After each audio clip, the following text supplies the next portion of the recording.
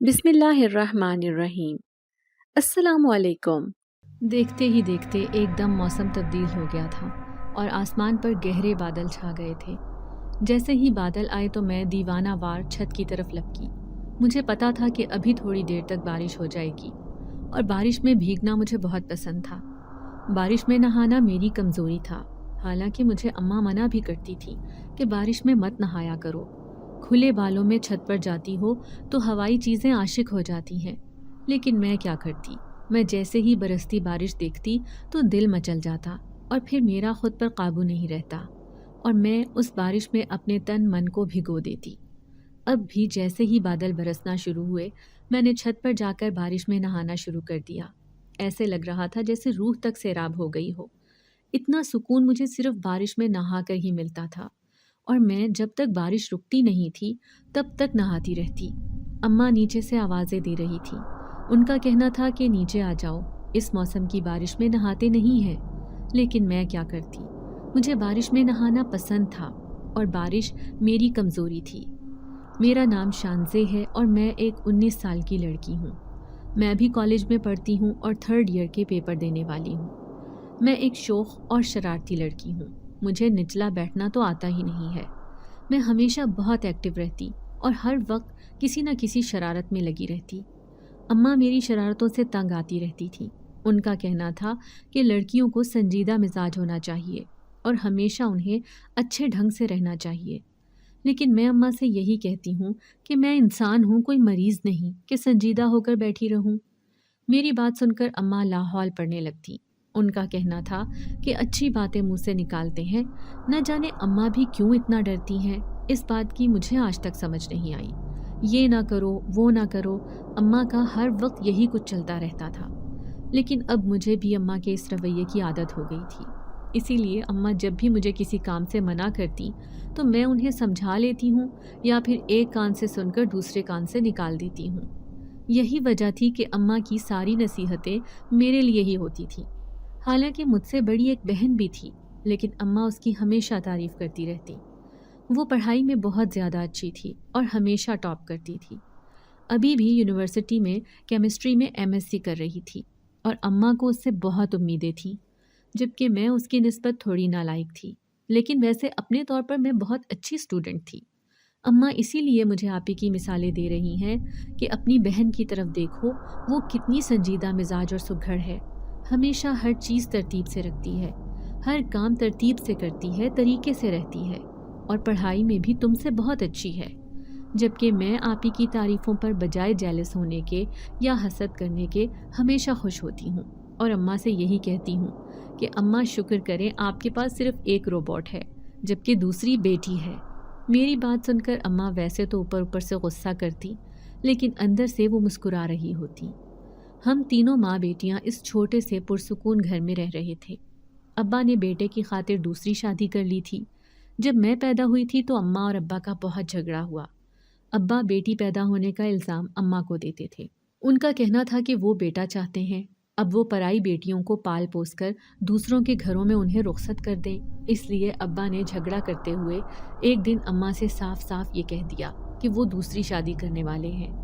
ये सुनकर अम्मा चुप के चुप रह गई और उन्होंने अब्बा को मना भी नहीं किया, क्योंकि अब्बा की आंखों से लग रहा था कि वो फैसला ले चुके हैं और अब सिर्फ अमल करने की बारी है। अम्मा तो अपने हक के लिए भी नहीं बोली और सब्र शुक्र करके बैठ गईं, जबकि अब्बा ने मेरी पैदाइश के कुछ दिनों के बाद ही शादी रचा ली थी। अब्बा को बेटा चाहिए था, इसी वजह से उन्हें जवान बीवी मिल गई, जबकि मुझे देखना तो अब्बा ने गवारा ही नहीं किया कि मैं कैसी हूँ, किस जैसी हूँ, ठीक हूँ या नहीं। अब्बा को इस बात से कोई गर्ज नहीं थी। अब्बा तो आप ही के साथ भी कोई लगाव नहीं रखते थे। उन्हें तो सिरे से बेटियाँ चाहिए ही नहीं थी। उन्हें सिर्फ बेटे की ख्वाहिश थी जो उनकी नस्ल को आगे बढ़ा सके। इसीलिए जब दूसरी बेटी पैदा हुई तो अब्बा ने दूसरी शादी रचा ली। ताहम अम्मा ने अब्बा से तलाक नहीं ली और खामोशी से एक तरफ हो गई। अब्बा ने अपनी दूसरी बीवी को अलग घर में रखा था, जबकि ये घर अम्मा के पास ही था। हालांकि ये घर किराए पर ही था, लेकिन पहले पहल तो अब्बा किराया देते रहे। फिर जब उनके अपने अखराजात बढ़े तो अब्बा कभी 1 महीना किराया देते, कभी नहीं देते, कभी कम पैसे दे देते। लेकिन अम्मा बेचारी ने कोई शिकवा ज़बान पर नहीं लाया। اماں ایک اسکول میں پڑھاتی تھی۔ یہی وجہ تھی کہ اماں کو جو تنخواہ ملتی اور اس کے بعد ٹیوشن پڑھا کر جو پیسے ہاتھ آتے اس سے اماں گھر کا خرچ چلاتی رہیں۔ ابا نے تو اب اپنا ہاتھ بہت تنگ کر لیا تھا۔ ان کا کہنا تھا کہ ان کے اپنے بہت سارے اخراجات ہیں اور پھر اب ان کی فیملی بڑھنے والی ہے۔ ابا کی بیوی امید سے تھی اور پھر اماں کی زندگی میں وہ سیاہ دن بھی طلوع ہوا جب ابا کی بیوی کے ہاں ایک صحت مند بیٹے نے جنم لیا۔ ابا کے تو پاؤں ہی زمین پر نہیں لگ رہے تھے، خوشی کے مارے وہ بوکھلائے ہوئے تھے۔ انہوں نے سارے محلے میں مٹھائی بانٹی، ہمارے گھر بھی خاص طور پر مٹھائی دینے کے لیے آئے۔ ان کے چہرے سے ان کی اندرونی خوشی چھلک رہی تھی۔ اماں نے انہیں مبارکباد دی، تاہم وہ زیادہ دیر نہیں رکے اور چلے گئے، جبکہ اماں کے لیے وہ مٹھائی زہر بن گئی تھی۔ اس دن سارا دن بہانے بہانے سے اماں اپنی بھیگی آنکھیں صاف کرتی رہیں۔ میں چونکہ چھوٹی سی تھی، تقریباً 1 سال کی، اسی لیے مجھے ان باتوں کے بارے میں علم نہیں، بلکہ یہ سب میری بہن اور اماں نے ہی مجھے بتایا۔ مجھے وہی سب معلوم ہے۔ ابا کے بیٹے آنے کی دیر تھی۔ ابا تو اب مہینوں اپنی شکل نہ دکھاتے۔ پہلے جو کبھی کبھی گھر کا کرایہ دیتے، اب تو وہ بھی دینے سے گئے، اور خرچہ دیے ہوئے تو کافی وقت ہو گیا تھا۔ اب سارے گھر کی ذمہ داری اماں کے اوپر ہی تھی، لیکن آفرین ہے اماں پر۔ اماں نے ہم بہنوں کو بڑی محنت اور توجہ سے پالا، لیکن اماں جہاں پر ہر بات دین و دنیا کی روشنی میں کرتی اور ہر بات میں اتنی سمجھدار بنتی، وہاں پر اماں ان چیزوں کا وہم بہت کرتی تھیں، جیسا کہ چھت پر نہ جایا کرو، دوپٹہ سر پر اس طرح نہ اوڑا کرو، کھلے بال نہ پھرا کرو۔ اماں کو ان چیزوں کا بہت وہم ہوتا تھا، جبکہ میرے نزدیک یہ چیزیں اہم نہیں تھیں۔ اب جب سے میں کالج میں آئی تھی تو میں بہت خوش تھی۔ کالج کی دنیا ہی کچھ اور تھی۔ یہاں پر نت نئی لڑکیاں تھیں، نت نئے انداز تھے، نئے نئے فیشن تھے، اور ان سب کو دیکھ کر میں بہت حیران ہوتی، بلکہ ان میں سے کچھ فیشن تو میں اپنانے کی بھی کوشش کرتی، حالانکہ اماں سے مجھے اس بات پر بہت ڈانٹ پڑتی، لیکن میں کیا کرتی، میں خود ابھی بچی تھی، اور ان چیزوں کو دیکھ کر میرا بھی دل انہیں اپنانے کو کرتا تھا۔ آج کل چونکہ ساون کا موسم تھا تو کسی بھی وقت اچانک بارش ہو جاتی تھی۔ آج بھی میں صبح جب کالج میں آئی تو موسم بہت اچھا تھا، لیکن تقریباً 10 بجے کے قریب نہ جانے کہاں سے اتنے زیادہ بادل آ گئے کہ انہوں نے منٹوں میں جل تھل کر دیا، اور میں جو اپنی کلاس میں بیٹھی ہوئی تھی، اس وقت پیریڈ آف چل رہا تھا، فوراً باہر گراؤنڈ میں آ گئی اور بارش میں بھیگنے لگی۔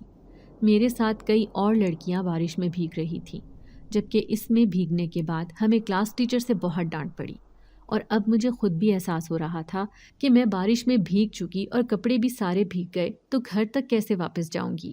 لیکن وہ تو بھلا ہو، کچھ دیر بعد ہی دھوپ نکل آئی اور کپڑے چھٹی ہونے تک سوکھ چکے تھے۔ بارش میں بھیگنے کا اپنا ہی ایک مزہ تھا، میں اس لمحے بہت خوش ہوتی ہوں، لیکن آج اس بارش میں بھیگنے کے بعد میرا سر کچھ بھاری سا ہو گیا تھا۔ طبیعت عجیب بھاری پن محسوس کر رہی تھی، اور میں گھر تک آتے آتے نڈھال ہو چکی تھی۔ میری آنکھیں چڑھ چکی تھیں اور ایسا لگ رہا تھا جیسے مجھے بخار ہو گیا ہے۔ تاہم میں کالج سے واپس آتے ہی سیدھی اپنے کمرے میں چلی گئی اور آ کر وہیں بستر پر گر سی گئی۔ اس کے بعد مجھ پر نیم بے ہوشی طاری ہو گئی، یا پھر شاید میں سو ہی گئی تھی۔ اماں نے مجھے آ کر کھانے کے لیے اٹھایا بھی، لیکن مجھ پر بے ہوشی سی طاری تھی۔ ایسا لگ رہا تھا جیسے جسم میں جان باقی نہ ہو، اور اماں کی زبانی ہی مجھے پتہ چلا کہ مجھے بہت تیز بخار تھا۔ اماں نے مجھے زبردستی اٹھا کر چائے رس کھلائے اور ساتھ ہی دوا دے دی تھی۔ اس کے بعد میں اپنے ہوش سے بیگانی ہو گئی۔ نہ جانے کتنے گھنٹے میں اسی طرح سوئی رہی، اور جب میں سو کر اٹھی تو طبیعت پہلے سے بہتر تھی، لیکن ابھی بھی جسم درد کر رہا تھا اور ایسے محسوس ہو رہا تھا جیسے جسم میں جان باقی نہیں ہے۔ میں سستی سے اٹھ کر باہر چلی آئی تو اماں اور آپی رات کے کھانے کے بعد وہیں لاؤنج میں بیٹھی ایک دوسرے سے باتیں کر رہی تھی۔ ان کی زبانی ہی مجھے پتا چلا کہ آج ابا آئے تھے اور گھر پر کافی ہنگامہ کر کے گئے ہیں۔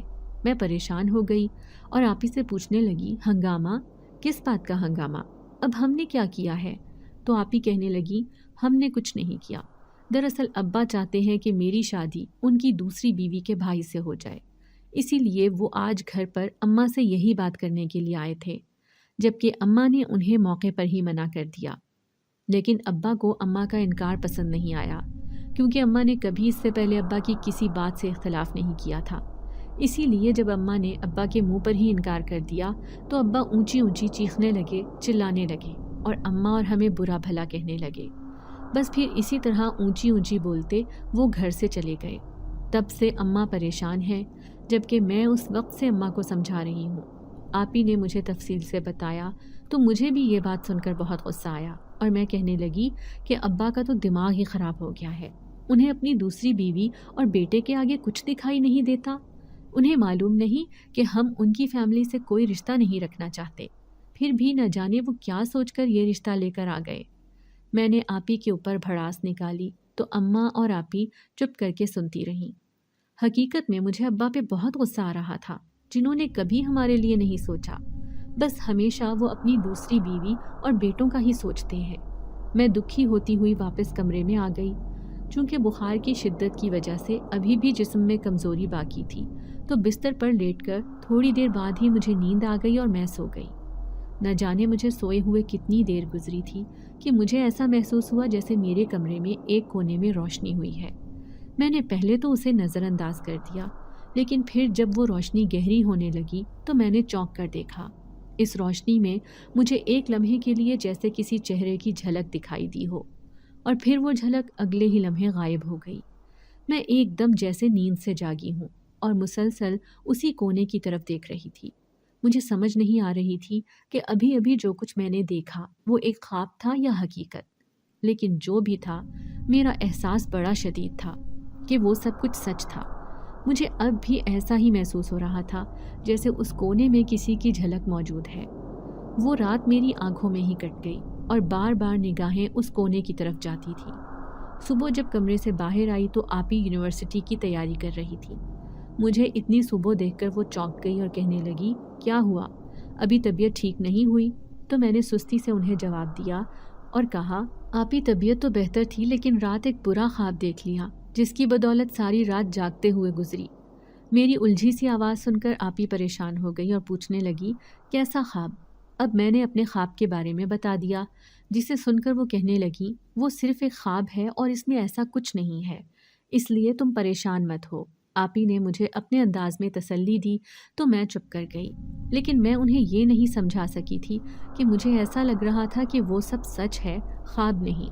खैर, कुछ देर बाद मैं भी इस बात को झटकने में कामयाब हो गई और आज चूंकि मैंने कॉलेज से छुट्टी कर ली थी, इसलिए सुस्ती से बाहर टीवी लगाकर बैठी रही।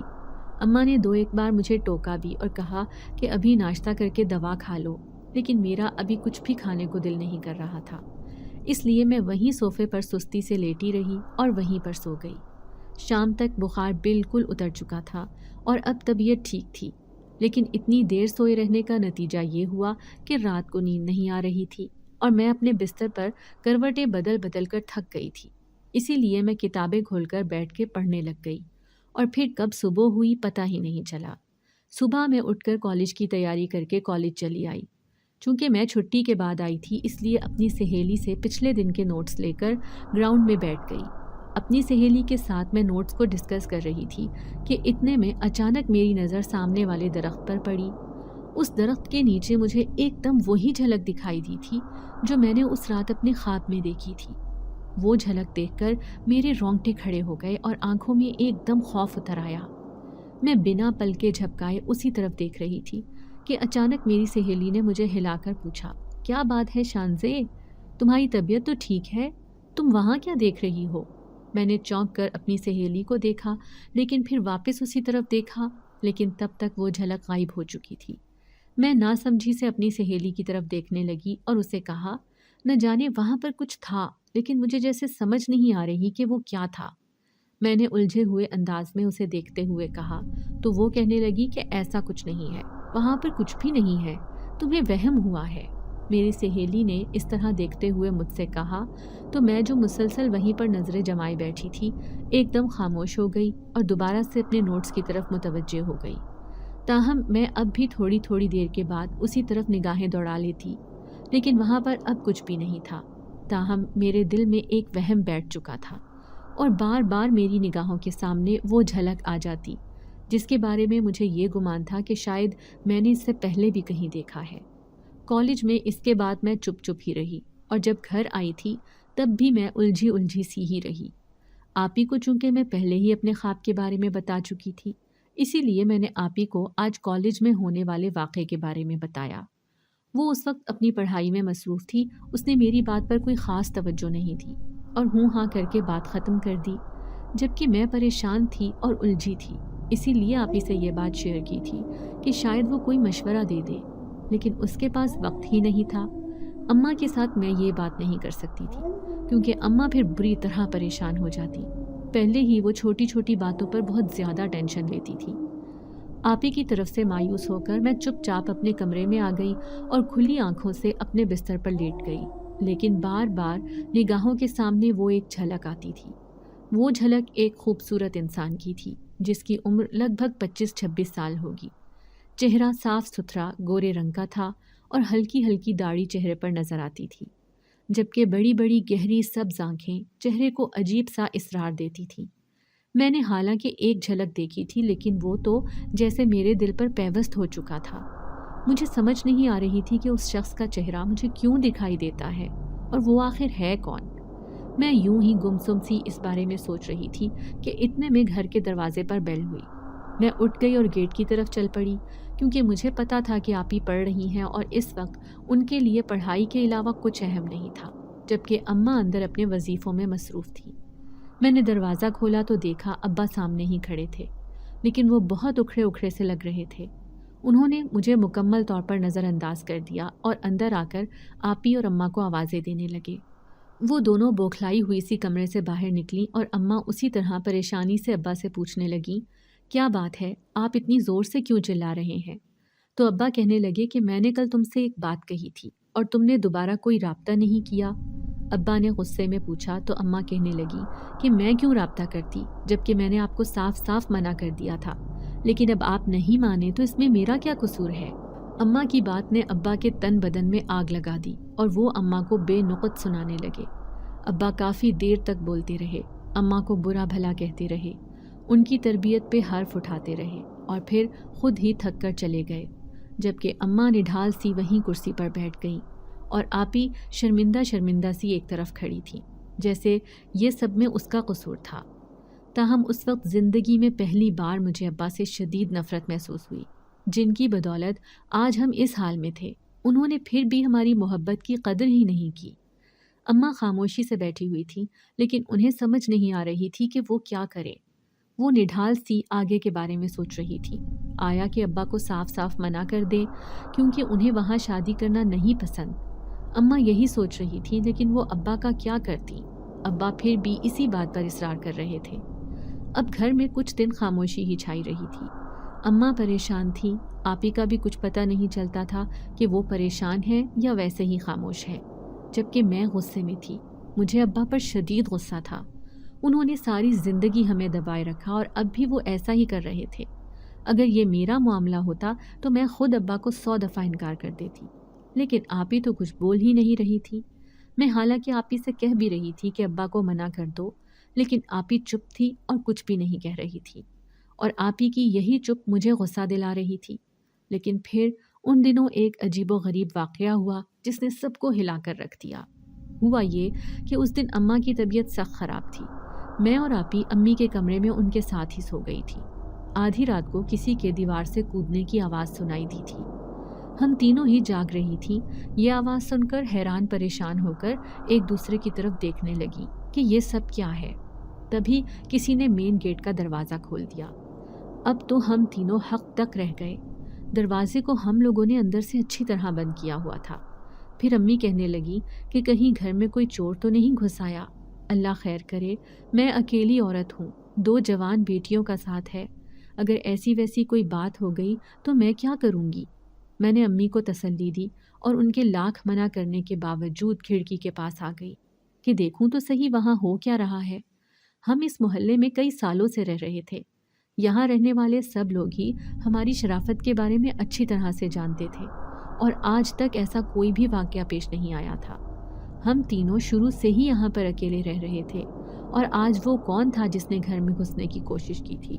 یوں تو سب لوگوں کو ہی پتا تھا کہ ہمارے پاس روپیہ پیسہ یا زیور نام کی کوئی شے نہیں ہے، تو پھر وہ کس چیز کی تلاش میں یہاں آئے تھے؟ تبھی میں نے کھڑکی سے باہر دیکھا تو وہ تعداد میں 4 لوگ تھے جو کمرے اور سٹور کو چیک کر رہے تھے، اور ابھی ان کا رخ ہمارے کمرے کی طرف تھا۔ یہ دیکھ کر میں پریشان ہو گئی کہ اگر یہ لوگ دروازہ توڑ کر اندر آ گئے تو کیا ہوگا۔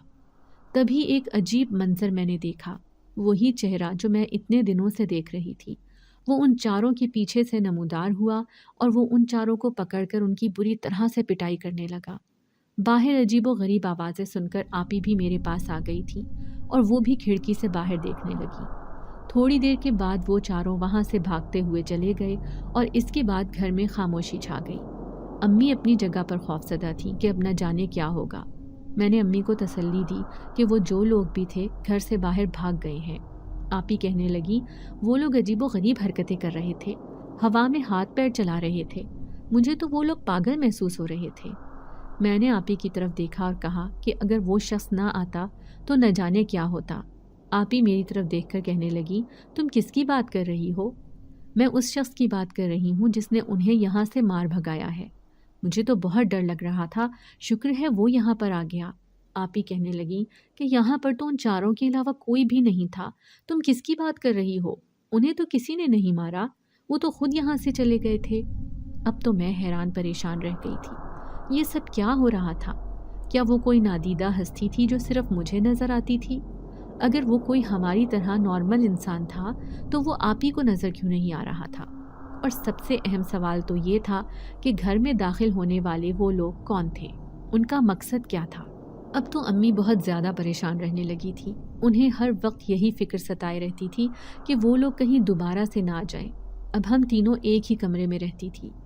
اس دن امی نے ابو کو کال کی اور انہیں یہ ساری بات بتائی تو ابو نے گویا ناک پر سے مکھی اڑائی اور کہنے لگے ہاں تو میری بات مان لو، تم بھی بہت ضدی عورت ہو، تم نے بھی قسم کھائی ہے میری بات نہ ماننے کی۔ کیا ساری زندگی بیٹیوں کو ساتھ لے کر رکھو گی؟ بڑی بیٹی کی شادی میرے سالے کے ساتھ کر دو، چھوٹی کا رشتہ کہیں اور دیکھ لو، مگر نہ جی، تم نے کیوں بھلا میری بات ماننی ہے؟ ابو پھر سے جی جلانے والی باتیں کرنا شروع ہو گئے اور امی نے گھبرا کر فون بند کر دیا۔ آپی اور میں اپنی اپنی جگہ پر الجھے یہی سوچ رہے تھے کہ وہ کون لوگ ہیں اور ہمیں ان سے کیسے بچنا چاہیے۔ ہماری تو کسی سے دشمنی بھی نہیں تھی۔ انہی دنوں ابو کے روز روز چکر بڑھ رہے تھے۔ اب جب وہ آئے تو ان کے ساتھ ان کا وہ سالہ بھی تھا جس کی شادی وہ آپی کے ساتھ کرنا چاہتے تھے۔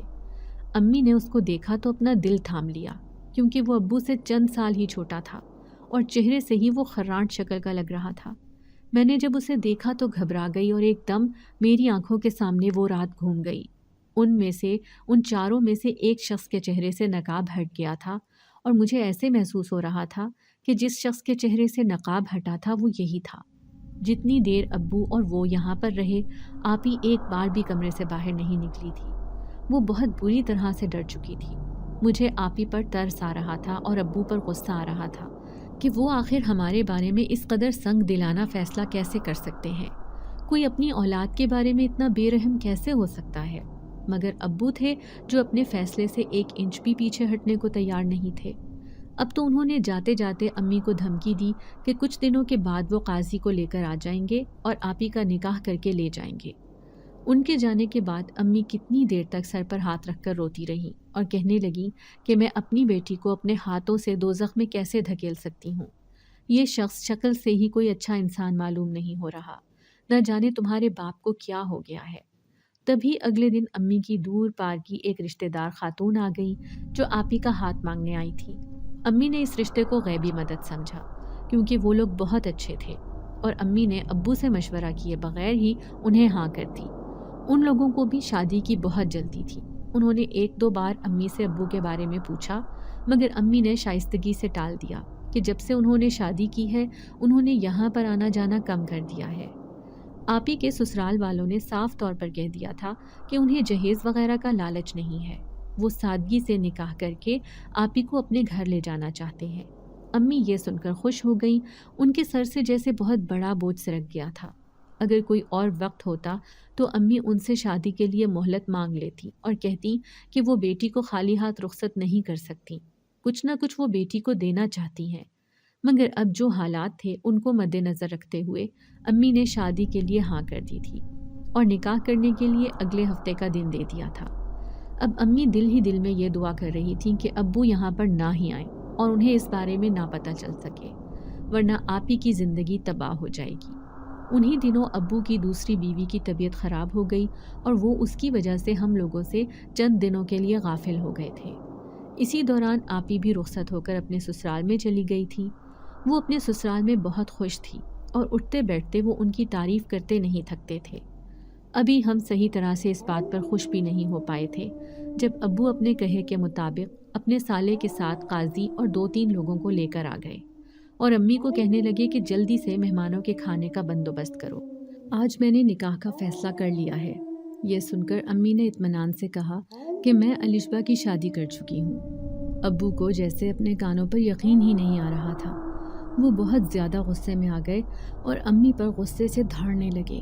تم ہوتی کون ہو میرے بغیر میری بیٹی کی زندگی کا اتنا بڑا فیصلہ کرنے والی؟ میں اس کا باپ ہوں، میرے بغیر اس کی شادی کیسے ہو سکتی تھی؟ اسی وقت میں کالج سے گھر آ گئی، تبھی ابو کی اور ان کے سالے کی مجھ پر نظر پڑی۔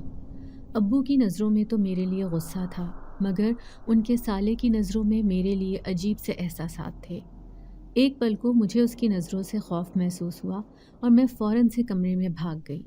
تھوڑی دیر کے بعد امی روتے ہوئے کمرے میں داخل ہوئیں اور کہنے لگیں کہ تمہارے باپ نے بھی قسم کھائی ہوئی ہے زندگی میں مجھے کبھی بھی سکون سے نہیں رہنے دینا۔ میں نے امی کو حیرت سے دیکھا اور کہا، کیا ہوا؟ اب کیا کہہ دیا ابو نے؟ اب تو آپی کی شادی ہو گئی ہے اور وہ یہاں سے واپس کیوں نہیں جا رہے؟ اس کا کہنا ہے کہ وہ اب تمہاری شادی اپنے سالے سے کرنا چاہتا ہے۔ یہ سن کر میں کتنی دیر شوق کے عالم میں رہی، پھر ایک دم میرا غصے سے دماغ گھوم گیا۔ وہ شخص بھلا میرے قابل تھا؟ ایک پل کو مجھے ابو کی سنگ دلی پر بے تحاشا غصہ آیا۔ میں امی کو کہنے لگی کہ بس بہت سہ لیے ہیں ہم لوگوں نے ابو کے ظلم۔ وہ ہوتے کون ہیں ہمیں جیتے جی دوزخ میں دھکیلنے والے؟ انہوں نے ہمارا خیال نہیں رکھا، ہماری ضرورت کو کبھی پورا نہیں کیا، اپنے فرائض کو ادا نہیں کیا، اور اب وہ آ گئے ہیں اپنا رشتہ جتانے کے لیے۔ انہیں کہیں فوراً یہاں سے نکل جائیں۔ اسی وقت ابو بھی کمرے میں آ گئے۔ انہوں نے ایک زوردار تھپڑ میرے چہرے پر مارا اور کہنے لگے، یہی تربیت دی ہے تمہاری ماں نے؟ تمہیں اپنے باپ سے بات کرنے کی تمیز نہیں ہے؟ اب تو میں نے بھی تمام حدیں پار کر دی تھی۔ میں بھی ابو کے روبرو آ گئی تھی۔ ہم دونوں کی بحث امی کے لیے جیسے موت کا پروانہ ثابت ہوئی تھی۔ وہ اپنا دل پکڑ کر وہیں زمین پر بیٹھتی چلی گئی۔ جب میری امی پر نظر پڑی تو میں تمام باتوں کو جیسے بھول بھال گئی۔ ایک پل کو ابو بھی گھبرا گئے تھے۔ انہوں نے اپنی ضد کو وہیں پر چھوڑا اور ہم انہیں لے کر ہسپتال میں بھاگے، مگر ہسپتال میں پہنچنے سے پہلے ہی امی دم توڑ گئی تھی۔ ڈاکٹر نے ان کی موت کی وجہ ہارٹ اٹیک بتایا تھا۔ آج مجھے محسوس ہوا تھا کہ میں یتیم ہو گئی ہوں، میرا دنیا میں کوئی بھی نہیں ہے۔ امی کی موت کی خبر سن کر آپی بھی آ گئی تھی۔ گھر میں کون آ رہا تھا کون جا رہا تھا مجھے کسی چیز کی کوئی پرواہ نہیں تھی۔ مجھے تو جیسے سکتہ ہو گیا تھا۔ پھر جب کچھ دن گزرے تو میری آنکھوں سے آنسو رکنے کا نام ہی نہیں لے رہے تھے۔ آپی مجھے دلاسا دیتی، مجھے تسلی دیتی اور میں خاموشی سے ان کے چہرے کی طرف دیکھتی رہتی۔ امی کو فوت ہوئے کافی دن گزر گئے تھے اور اس دن باجی نے ہچکچاتے ہوئے مجھے کہا کہ مجھے گھر واپس جانا ہے، میرے سسرال والے اب واپسی کا تقاضا کر رہے ہیں۔ میں نے باجی کو حیرت سے دیکھا اور کہنے لگی کہ اگر آپ چلی جائیں گی تو میں کہاں جاؤں گی؟ میرا تو دنیا میں کوئی بھی نہیں رہا۔ یہ کہہ کر میں پھوٹ پھوٹ کر رونے لگی۔ باجی نے مجھے گلے سے لگا لیا اور کہنے لگی کہ ابا بہت بار تمہیں اپنے گھر لے جانے کا کہہ چکے ہیں، اور مجھے لگتا ہے کہ تمہارے لیے یہی ٹھیک رہے گا، کیونکہ یہاں پر تم اکیلی نہیں رہ سکتی اور میں یہاں پر رہ نہیں سکتی۔ میرے سسرال کا مسئلہ ہے، تم مجھے خود غرض مت سمجھنا۔ آپی نے اپنی مجبوری مجھے بتائی تو میں خاموش ہو گئی۔ میں کسی بھی صورت ابو کے گھر جانے پر تیار نہیں تھی، مگر اس کے سوا اور کوئی چارہ بھی نہیں تھا۔ میں یہاں پر اکیلی کیسے رہ سکتی تھی؟ اس دن میں اپنا ضروری سامان اٹھا کر ابو کے ساتھ ان کے گھر میں آ گئی تھی۔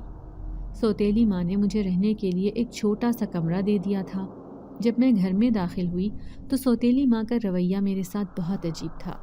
اس نے مجھے دیکھتے ہی آنکھیں گویا ماتھے پر رکھ لی تھیں۔ اس کے چہرے پر ناگواری کے تاثرات تھے۔ میں نے بھی اسے نظر انداز کر دیا اور اس کے ساتھ بات چیت کرنے کی کوشش ہی نہیں کی، کیونکہ مجھے اس عورت سے سخت نفرت تھی۔ میں یہاں پر رہنا ہی نہیں چاہتی تھی، مگر مجبوری میں مجھے وہاں پر رہنا پڑ رہا تھا۔ اگلے دن جب میں تیار ہو کر کالج جانے لگی تو میری سوتیلی ماں کہنے لگی کہ چھوڑ دو اب یہ پڑھائی کا جھنجھٹ، تم نے کون سا منسٹر لگ جانا ہے، تمہارے باپ پر پہلے ہی بہت ذمہ داریاں ہیں، اس پر خرچ مت بڑھاؤ، بلکہ میں تو کہتی ہوں تمہارے باپ سے کہ جلد ہی تمہاری شادی کر دے۔ یہ سن کر میری آنکھوں میں آنسو آ گئے، کیونکہ مجھے پڑھنے لکھنے کا بہت شوق تھا اور میں پڑھائی چھوڑ نہیں سکتی تھی۔ تبھی ابو کمرے سے باہر آ گئے اور میرے سر پر ہاتھ رکھتے ہوئے بولے کہ میری بیٹی ضرور پڑھے گی، اس کا جو جی چاہتا ہے اسے کرنے دو، اسے روکا مت کرو۔ میں نے حیرت سے ابو کی طرف دیکھا، انہیں بھلا ہماری پرواہ کب سے ہونے لگی، مگر یہ غنیمت تھا کہ انہوں نے مجھے پڑھنے کی اجازت دے دی تھی، اور پہلی بار میرے دل میں ابو کے لیے احساس تشکر بیدار ہوا تھا۔ میں یہ سوچنے پر مجبور ہو گئی تھی کہ ابو اتنے برے ہیں نہیں جتنا ہم انہیں سمجھتے رہے۔ کافی ٹائم کے بعد میں اپنے کالج میں آئی تھی اور امی کی وفات کے بعد میں پہلی بار اپنی سہیلیوں سے مل رہی تھی۔ ان سے گلے ملتے ہوئے میں ایک بار پھر سے رو پڑی تھی۔ پھر میں اپنی دوست کے ساتھ لان میں آ کر بیٹھ گئی۔ ہم دونوں باتیں کر ہی رہے تھے، تبھی میری نظر سامنے درخت پر پڑی جس کے نیچے بینچ تھا اور بینچ کے اوپر وہ بیٹھا ہوا تھا، اپنی تمام تر خوبصورتی اور وجاہت کے ساتھ۔ میں نے بے یقینی سے اس کی طرف دیکھا۔ گرلز کالج میں اس لڑکے کا کیا کام؟ تبھی وہ مجھے دیکھ کر مسکرایا اور اپنی طرف آنے کا اشارہ کیا۔ اسی وقت میری دوست کہنے لگی کہ مجھے کچھ ضروری کام ہے، میں تھوڑی دیر میں آتی ہوں۔ آس پاس میں نے دیکھا کوئی بھی لڑکی نہیں تھی۔ میں اپنی جگہ سے اٹھی اور اس کے پاس جا کر بیٹھ گئی اور اس سے پوچھنے لگی کہ یہاں پہ اگر تمہیں کسی نے میرے ساتھ دیکھ لیا تو نہ جانے کیا سوچے گا۔ وہ ہلکا سا مسکرایا اور کہنے لگا کہ میں ہمیشہ اسی درخت پر رہتا ہوں، کیا تم نے یا کبھی کسی نے مجھے یہاں پر دیکھا ہے؟ میری آنکھوں میں خوف کے سائے پھیل گئے۔ میں نے نفی میں سر ہلایا۔ وہ میری حالت دیکھ کر زور سے ہنسا اور کہنے لگا کہ تمہیں مجھ سے ڈرنے کی کوئی ضرورت نہیں ہے، کیونکہ میں تمہیں کوئی نقصان پہنچانے نہیں آیا، بلکہ میں تو تمہاری مدد کرنے آیا ہوں۔ میری مدد کرنے؟ مگر کیوں؟ مجھے اس کی کوئی بات سمجھ میں نہیں آ رہی تھی۔ تمہاری معصومیت اور تمہاری سادگی نے مجھے تمہاری طرف متوجہ کیا تھا۔ جب اس دن تم بارش کا یوں خوشی سے خیر مقدم کر رہی تھی، تبھی میں تمہیں دیکھ کر تمہارے بے ساختہ حسن میں جیسے کھو گیا تھا۔ اس کی بات سن کر مجھے اس سے ڈر لگنے لگا۔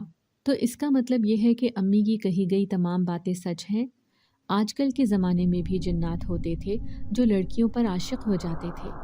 یہی سوال جب میں نے اس سے پوچھا تو وہ کہنے لگا کہ ہاں، کیا تمہیں اس بات پر شک ہے؟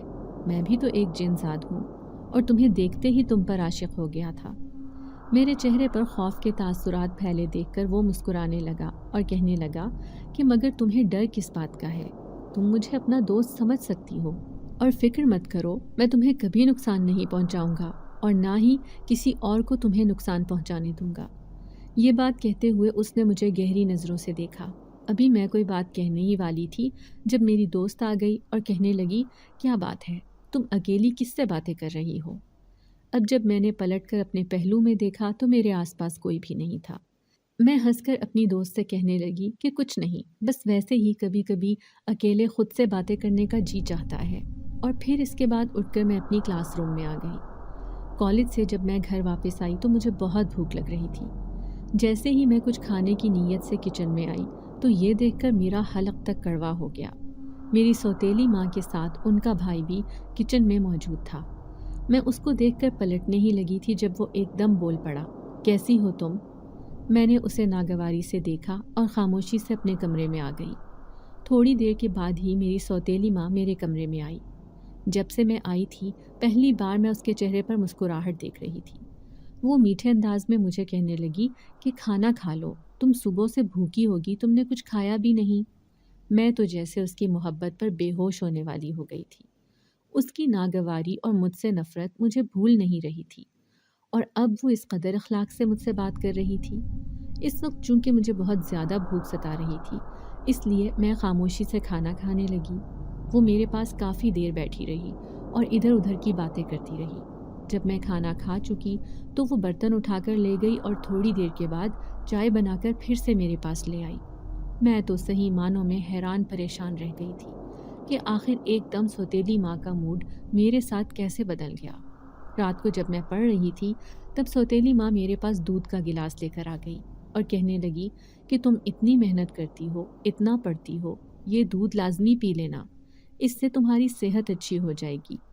سوتیلی ماں کا اتنا میٹھا پن مجھے چبھ رہا تھا، مگر اس وقت میں کچھ بھی کہہ کر اپنے لیے مصیبت مول نہیں لے سکتی تھی۔ جانتی تھی کہ میں اس کے گھر میں ہوں، اور اگر اس نے ابو کو میرے خلاف ورغلایا اور انہوں نے مجھے گھر سے نکال دیا تو میں کہاں جاؤں گی؟ اکیلی عورت کی اس معاشرے میں کوئی جگہ ہی نہیں ہے۔ تھوڑی دیر کے بعد جیسے ہی میں نے گلاس کو ہاتھ لگایا تو کسی نے میرے ہاتھ سے گلاس لے کر دور پھینک دیا اور پورے فرش پر دودھ یہاں سے وہاں بکھر کر رہ گیا۔ میرے منہ سے چیخ نکلتے نکلتے رہ گئی۔ میری آنکھیں خوف سے پھیل گئیں۔ میرے ہاتھ سے دودھ کا گلاس کس نے لیا اور کیوں گرایا؟ میرے منہ سے ڈرتے ڈرتے آواز نکلی، یہاں پر کون ہے؟ کون ہے یہاں پر؟ اور یہ کیا حرکت ہے؟ مگر میری بات کا کسی نے بھی جواب نہیں دیا۔ اب تو مجھے اس کمرے میں ڈر لگ رہا تھا۔ اگر میں کمرے سے باہر نکل کر جاتی تو پھر سے سوتیلی ماں کے بھائی سے سامنا ہو سکتا تھا، اور وہ مجھے بہت برا لگتا تھا۔ پھر میں کمرے کی لائٹ آف کر کے سونے کے لیے لیٹ گئی۔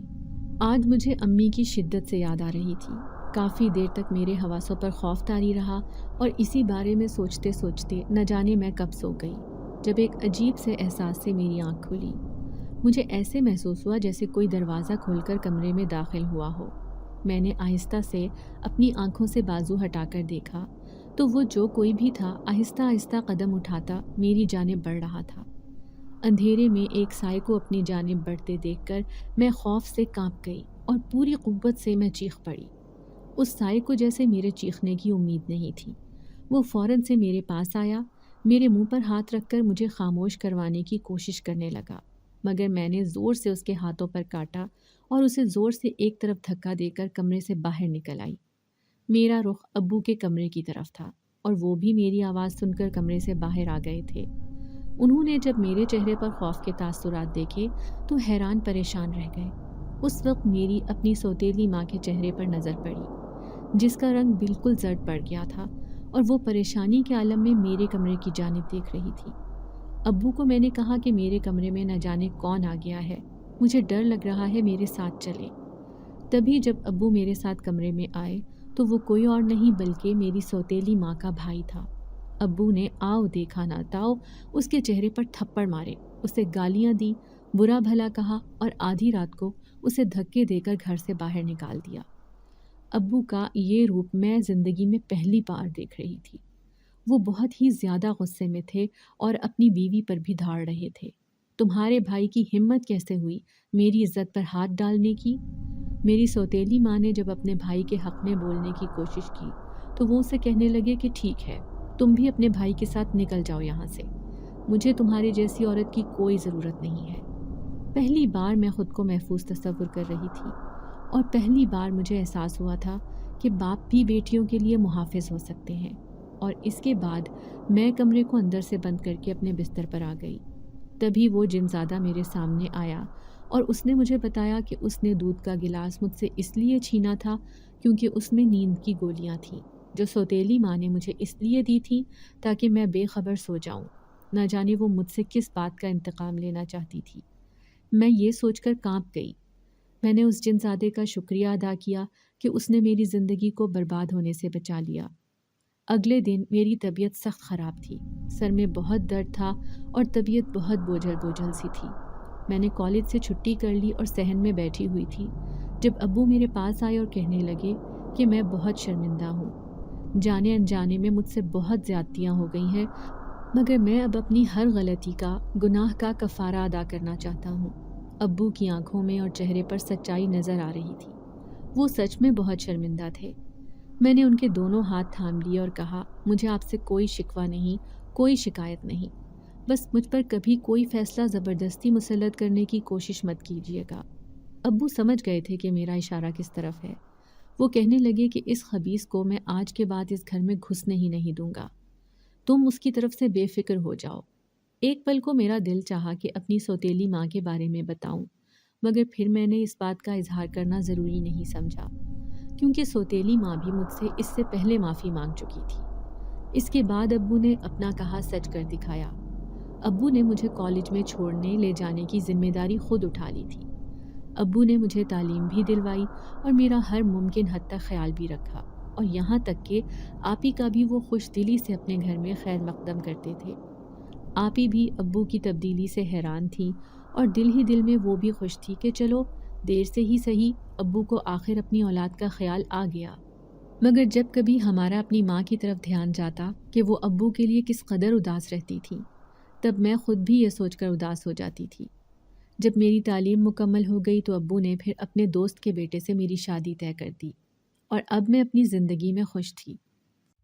اگر آپ کو آج کی ہماری کہانی پسند آئی ہے تو اسے لائک کیجیے اور اپنے پیاروں کے ساتھ شیئر کیجیے، اور ہاں، اگر آپ نے ابھی تک ہمارا چینل سبسکرائب نہیں کیا تو ضرور کیجیے۔